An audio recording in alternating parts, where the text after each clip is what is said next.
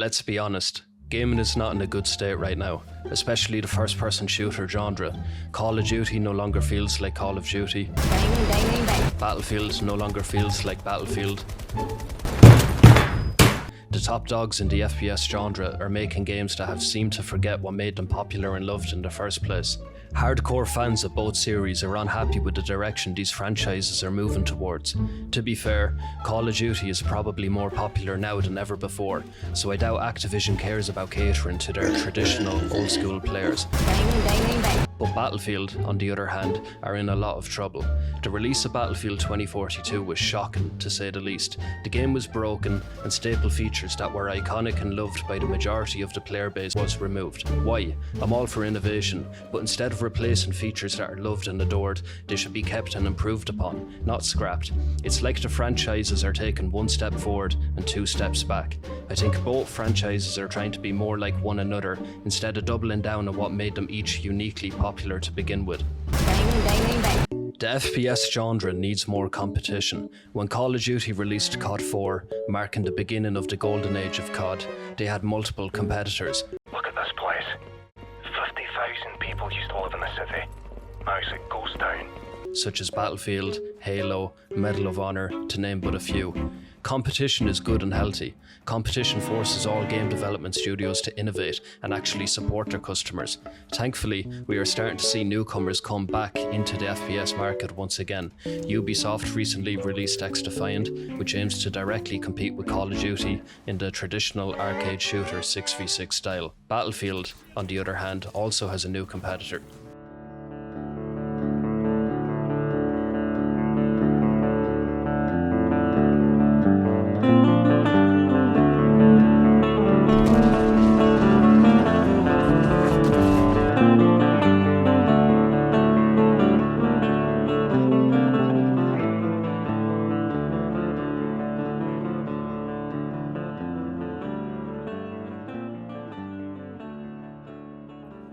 Delta Force Hawk Ops is an online free-to-play first-person shooter game developed by Team Jade. The game features a variety of both single-player and multiplayer game modes that will take place over two distinct timeframes. The studio wanted to reintroduce the Delta Force franchise to the gaming world.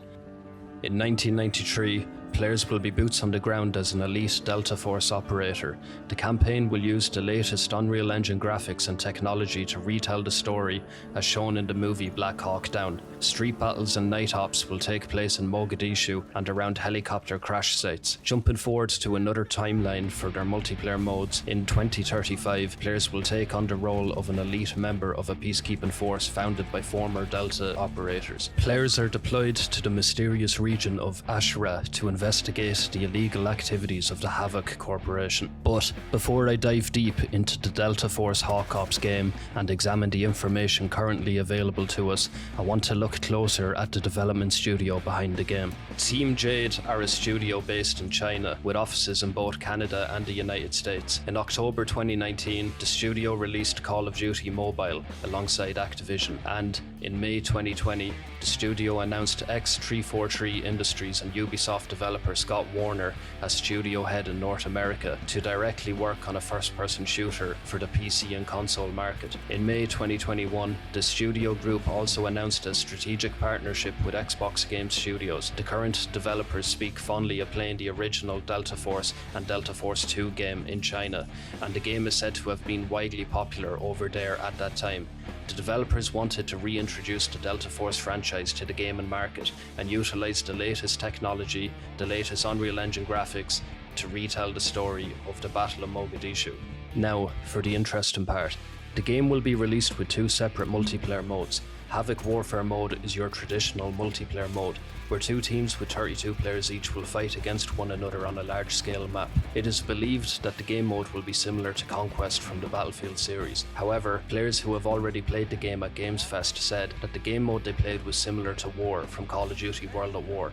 This is a game mode where both teams fight over a single point which is located in the center of the map. The team that caps the point first will push the opposing team back Havoc, and vice versa. However, in the PC alpha test and the full release of the game, the main multiplayer mode in Havoc Warfare is supposedly more like Conquest from Battlefield. The class system is very similar to traditional Battlefield games. There are 4 distinct classes: Assault, Engineer, Recon, and Support. Each class will gain access to unique gadgets and equipment. The game also uses operators, but it's important to note that each operator will fall into one of the 4 previously mentioned classes. Only 5 operators are currently present on the Delta Force website, 2 assault operators and 1 for each of the other classes. The first assault operator is D-Wolf. Assault operators have faster aim and movement speed than other classes. They can also use AT-4s in the Havoc Warfare mode. D-Wolf has an exoskeleton suit that grants him increased movement speed, and he also has access to a wrist-fired grenade launcher. D-Wolf also has a smoke grenade used for attacking positions. His signature trait is the ability to slide. Viron is another assault operator. Again, Viron has faster aim and movement speed, like D-Wolf, and because he is an assault character, he can also use AT-4s in multiplayer. Viron has an air shell thumper that can knock down enemies within its area of effect. He has a gadget called Dynamic Propulsion, which allows him to advance in a designated direction, knocking down enemies in his way. I believe this will be a similar feature to the bayonet charge found in Battlefield 1 and 5. Viron can also throw an E-bomb that can attach to walls and vehicles. Again, it sounds like C4 or dynamite. His signature trait is the ability to fall from greater heights faster while taking less damage. Shepard is the only engineer operator currently available to view, and possibly the only engineer operator to be in the game at launch. Engineers can use welding guns to repair vehicles. They can also use AT-4s and Stinger missiles in multiplayer. Shepard has access to a UAV that can reduce enemies' movement speed in a specific area. He also has a sonic trap, which, when triggered, will penetrate enemies' vests and slow them down. His signature trait is a hand device that creates a sound wave that reduces explosion shock. Luna is the first and only recon operator currently available to view. Recon operators can use spawn beacons. Luna has a recon arrow that will reveal enemy locations if nearby, similar to Sova's recon bolt in Valorant. Luna's special trait is the ability to mark damaged enemies for a short duration. Finally, the last operator currently known is Stinger. Stinger is a support operator. Support operators can revive allies faster than any other class. They can also use ammo crates in multiplayer. Stinger carries a pistol that can heal multiple friendlies at the same time. Stinger also has access to a UAV that can deploy a smoke screen and a handheld smoke grenade that can heal friendlies. Stinger's signature trait is the ability to inject friendlies with a pistol that will revive them with more HP. The game has a variety of weapons and vehicles. Weapons can be customized, with some weapons even having the option of up to 12 attachments. The customization in this game will be insane. The other game mode is called Hazard Operations. This is Delta Force's extraction game mode. Each team will consist of 3 players, and operators and special abilities will be present in this game mode. Players must look for loot, fight both other players, bots, and enemy bosses. Players can complete contracts to earn additional money. There are a lot of videos on YouTube that go into great detail on this game mode, so for the purpose of this video, I'm not going to go further into this. I will leave a link in the description to a good video I watched that explains this mode in more detail. It's about time another AAA studio got into the FPS market. Battlefield and Call of Duty desperately need more competition. I think this game looks really good and could definitely compete with Battlefield. However, it's still very early days to say whether or not it plans to focus more on the traditional multiplayer aspect or to put more of an emphasis on its extraction game mode. Do I think this game will kill Battlefield? Honestly, no. Battlefield is a massive franchise, and I don't think any competitor will ever truly kill Battlefield. If Battlefield dies, it will be solely because of EA.